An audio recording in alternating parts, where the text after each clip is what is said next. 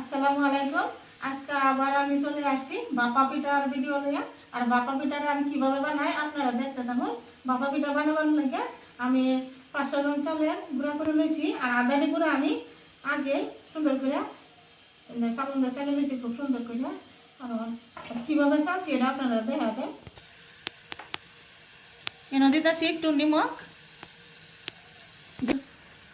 ব্যক্তি করে যদি চাইলে দেখায় তো বহুত টাইমের দরকার, এলাকা অল্প করে চাইলে দেখাতেছি। আর একটু কুসুম গরম পানি লইছি। পানিটা কিন্তু যেভাবে হাতে ধরুন চাই এরম আনতে কুসুম গরম পানি লইয়া তাহলে গুঁড়া দিয়ে এবার সুন্দর করে এবার মুটিয়া লইতেছি।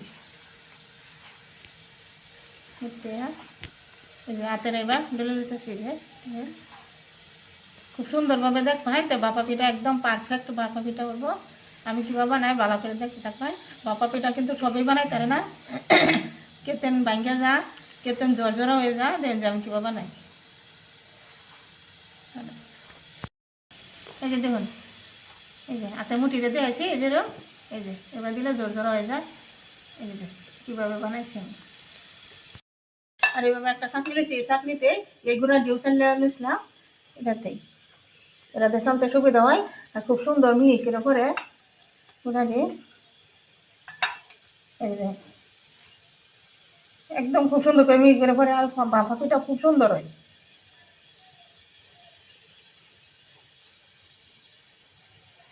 এই যে কত সুন্দর হয়েছে বুঝছেন।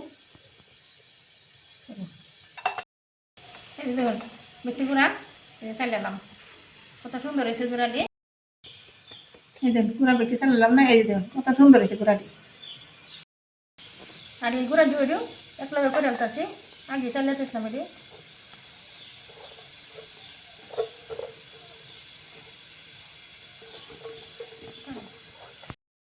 এনে লইছি এই যে নারকেল আগে কুড়াই লইছিলাম। আর ওই যে এনে গুড় লইছি বুঝছে নি।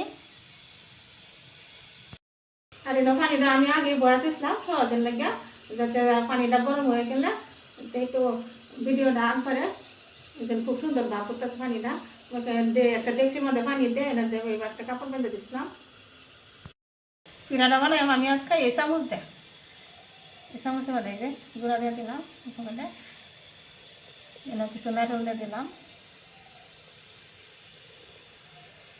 আর গুড় দিয়ে দিতেছি। গুড় কেরা কিরম মিঠা খায় সেই মতে কম বেশি করে দিলেই লো। উপরে আবার গুঁড়া দিয়ে দিলাম, একটু লাহে লাহে একটু চেপে দিছি। একটু এবার সমান করে দিলাম। দেয় এই জন্য দেয় দিতেছি দেড়টা চামচটা। এবার এই দিন পিঠাটা কত সুন্দর করে বুঝছে। আরেকবার লইছি আর একটু নারকেল দিয়ে দিতেছি আর গুড় দিয়ে দিলাম। আবার চলে গুঁড়া দিয়ে দিতেছি একটু এবার চেপে দিতেছি হালকাকে। কেন আমি আরেকটা পিঠা দিয়ে দিতেছি এই চামচটা এই যে এবার দিয়ে দিলে সুন্দরভাবে করে। কেন আমি 3টা পিঠা দিয়ে দিছি দেখছো। আর এখন এই যে কাপড়টা দেওয়া সুন্দরভাবে পিঠাটা ঘুরে দিতেছি যাতে ভালো করে ঘুরা হইলে পিঠাটা সুন্দরভাবে ভাপ হয়। অনেক বাড়িটা দিয়ে ডাকে দিতেছি 5 মিনিটের লেগে। বেশি একদম ঝটপট হয়ে যায় এই পিঠাটা বানানি সহজ একদম। আর একটা পিঠা আমি এই সমস্ত লইছি আবার বানায় রেডি করে থই কিন্তু এই পিঠাটা হইতে থাক। কিন্তু দেখুন আমি কাম করার লগে লগে কিন্তু বিলাই রেডি হয়ে পড়েছে। ঠান্ডা দিন বিলাই খুব ঠান্ডা আমাকে একদম কুচকুচ হয়ে পড়েছে। দেখুন একটা চামচ রেডি করে তুলতে সহজ দেবো ঝটপট হয়ে যায়। আইলাম 5 মিনিট পরে পিঠাটা দিয়ে কিরম হয়েছে। গ্যাসটা খুব কমায় নিতেছি।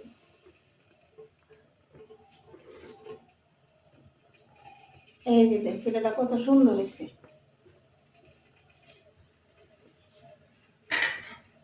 পিঠাটা নামায় লইতেছি। এই যে দেখ কত সুন্দর করে নামাইছি পিঠাটা।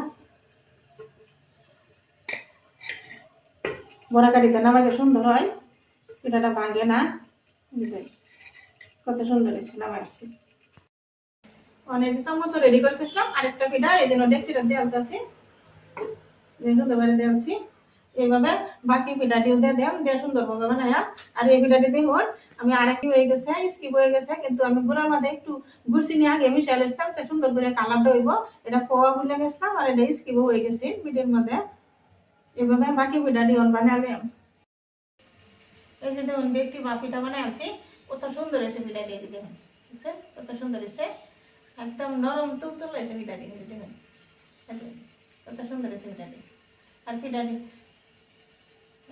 কত সুন্দর হয়েছে পিঠাটি, দেখুন পিঠাটি কত সুন্দর হয়েছে। আর একটা পিঠা আমি ভাঙ্গিয়াও দেখাই, একদম কত সুন্দর লুবনীয় হয়েছে ভিতরে, দেখছেন খাইবারই মোল্লা শীতের বাপা পিঠা। আর এই সিজনে তো পিঠারই দিন, ঠান্ডা দিন।